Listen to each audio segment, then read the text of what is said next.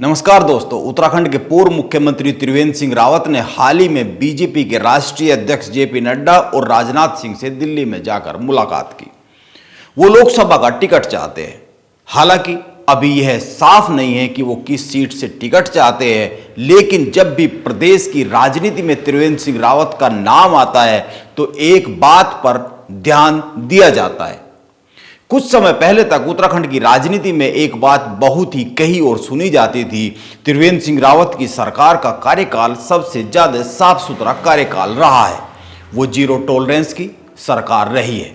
लेकिन पिछले कुछ समय से एक के बाद एक ऐसी खबरें सामने लगातार आ रही है जिनको पढ़ और सुनकर यह धारणा टूट रही है कि त्रिवेंद्र सिंह रावत की सरकार एक साफ सुथरी सरकार रही है। त्रिवेंद्र सिंह रावत सरकार के कई सारे मसले मामले सामने आने के बाद यह चिंता बनी है कि क्या उत्तराखंड में पिछले 23 साल से हर सरकार इसी तरह की सरकार रही है कि जिसने उत्तराखंड के उत्थान के लिए, उत्तराखंड के लोगों के भले के लिए काम बहुत ज्यादा किया नहीं है। एक के बाद एक 4-5 ऐसे मामले सामने आ चुके हैं जिन्होंने यह सोचने पर विवश किया है कि क्या त्रिवेंद्र सिंह रावत की बीजेपी सरकार घपलों घोटालों में डूबी हुई एक सरकार रही है। और यह तो उस सरकार की बात हो रही है जिसको लेकर कहा जाता है कि यह उत्तराखंड की 23 साल की अभी तक की राजनीति में सबसे ज्यादा साफ सुथरी सरकार रही है। यह एक बहुत ही गंभीर सवाल है और यह सवाल उस वक्त किया जा सकता है जब कॉर्बेट नेशनल पार्क के अंतर्गत पाखरो टाइगर सफारी प्रकरण की जांच सीबीआई को चली गई है। यह मामला त्रिवेंद्र सिंह रावत की सरकार के दौरान का ही है। इसमें हाईकोर्ट के आदेश के बाद उत्तराखंड की मौजूदा पुष्कर सिंह धामी सरकार ने सीबीआई जांच शुरू करवा दी है। हरक सिंह रावत उस समय त्रिवेंद्र सिंह रावत की सरकार में वन मंत्री थे। जिस तरह की अब तक इस मामले में रिपोर्ट आई है, यह उत्तराखंड के सबसे बड़े घोटालों में से एक घोटाला साबित हो सकता है।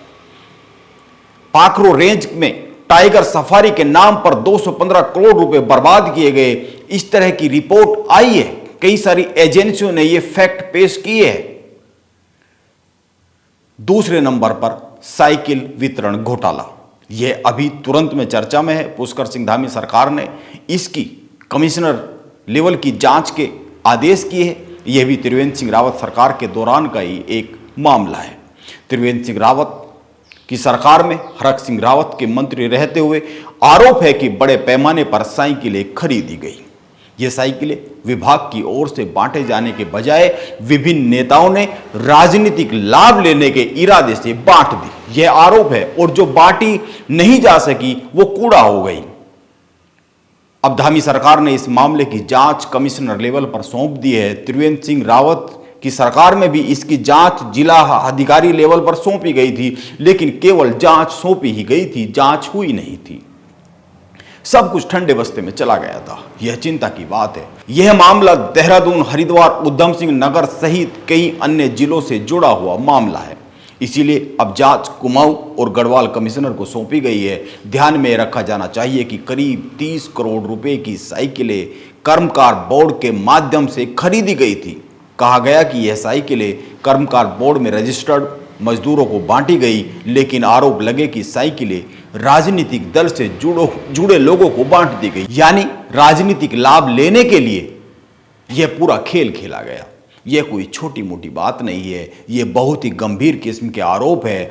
अब तीसरी बात पर आते हैं, तीसरे मामले पर आते हैं। बार बार जिक्र आता है सूर्यधार झील का। इस पर कुछ समय के अंतराल पर मीडिया में रिपोर्ट आती रहती है, बयान आते रहते हैं। यह त्रिवेंद्र सिंह रावत का ड्रीम प्रोजेक्ट रहा है, लेकिन किसी के काम आया नहीं है। ना तो यह पर्यटन स्थल बन पाया है और ना ही यह किसानों की खेती की सिंचाई की एक साधना बन पाया है। उल्टे आरोप लगे कि सूर्यधार झील के आसपास जमीनों की बड़ी लूट हो गई।